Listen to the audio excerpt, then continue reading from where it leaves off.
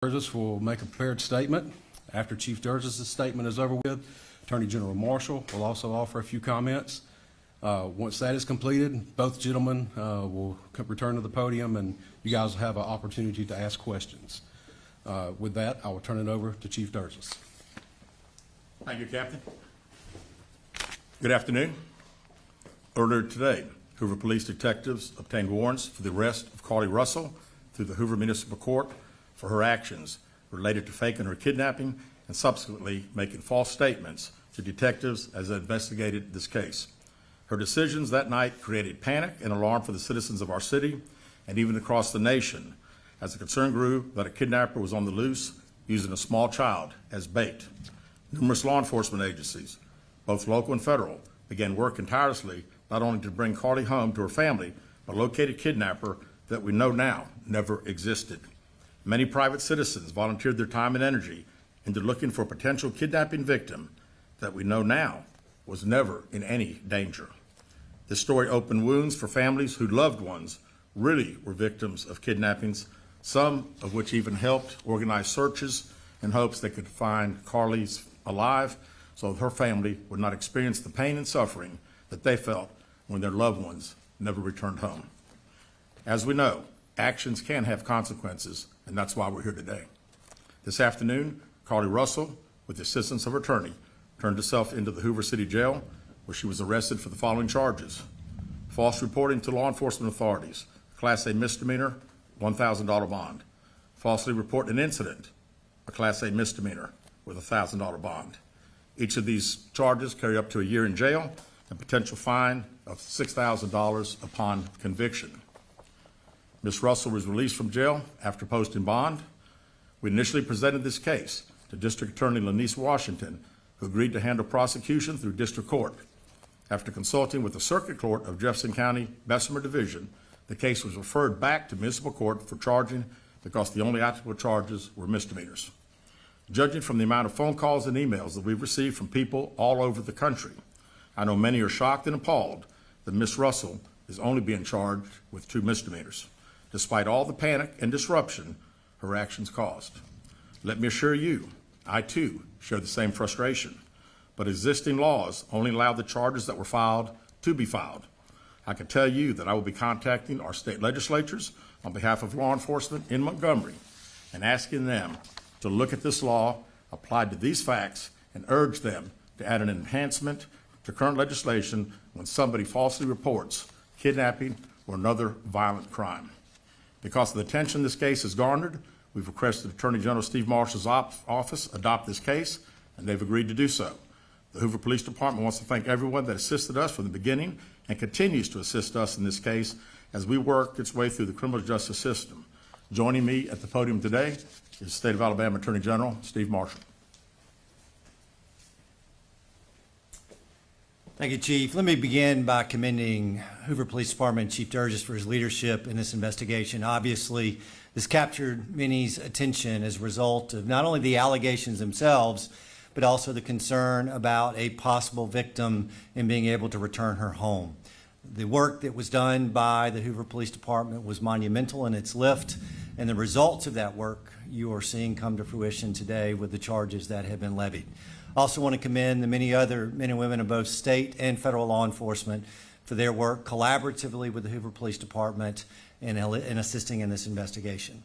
Chief, appreciate the opportunity to be able to partner with you in this prosecution. We will dedicate a team to be able to help the city of Hoover in handling these 2 individual charges and look forward to bringing this case to fruition.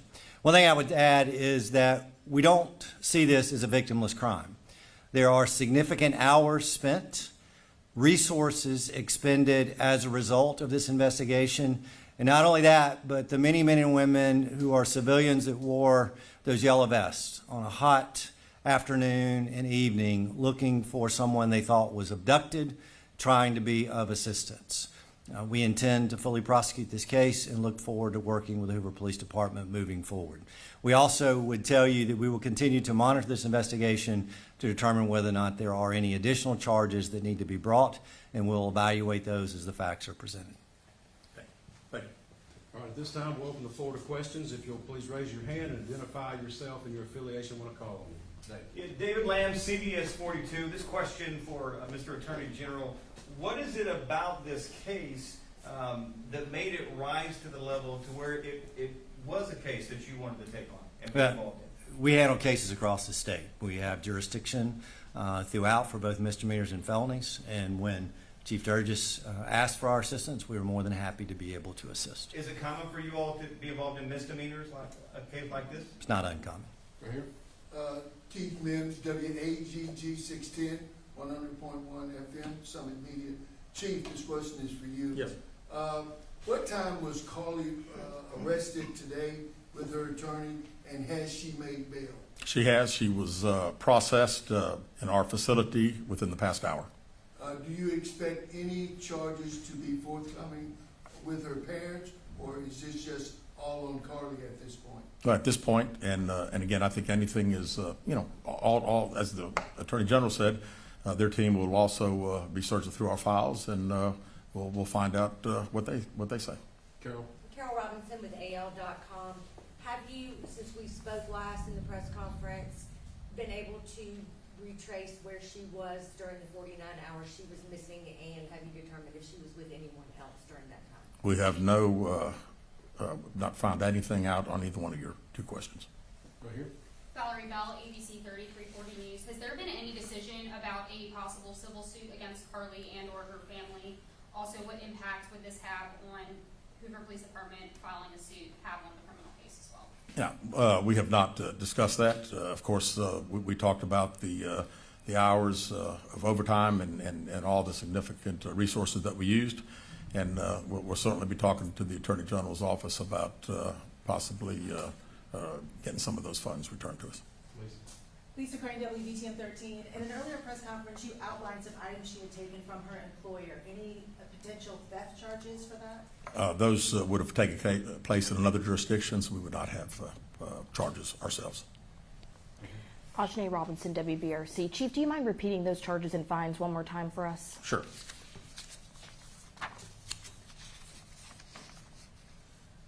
False reporting to law enforcement authorities, Class A misdemeanor with $1,000 bond. Falsely reporting an incident, a Class A misdemeanor with a $1,000 bond. Chief, I know you mentioned this the last time we were together. Just wondering if you have any update on an idea of the cost that the Hoover Police Department expended in those 49 hours Carlee Russell was missing. And one final question, do you at this point have any more information if Carlee Russell acted alone or anyone helped her? Yeah, we have not finished, obviously, the 49 hours. We've been certainly busy since her return, so I still don't have a total on that, and we don't have any idea where Carlee Russell was for 49 hours. Right here. Keith Mims, WAGG 610. Chief, let me ask you this. Going forward, there's been a lot of concern in the community as per young black and brown females being reported missing. Would Hoover and other agencies have the same fervor going forward as they did with the case with Carlee Russell? Absolutely. This, as I said initially, our focus was bringing Carlee home, and she got home. And then our focus has been to find out if there was a kidnapping. We find out there's not. We work every case like all other law enforcement does, so I don't have any concern anywhere that would be an issue. And can I echo what Chief said? I've been in law enforcement for 27 years. Yes, sir. Law enforcement throughout this state. I've never seen anybody interested in the color of your skin in investigating a criminal case. And I expect, regardless of your gender, your race, when that report is filed, that Alabama law enforcement is going to do its job. Right here. Valerie Bell, ABC 3340. What was her emotional state when she arrived to the jail today, and is she seeking any help at this point in time? I was not there, so I really can't tell you exactly, and I really don't know anything else. All right, last question. Ajane Robinson, WBRC. Chief, what are next steps after this? What is going to happen next? Well, right now, the Attorney General's office attorneys will start dealing with our detectives and going through case files and preparing prosecution, I presume. All right. Thank you guys very much. Will y'all be releasing a mugshot? Yes, we will momentarily. Thank you. Thank you.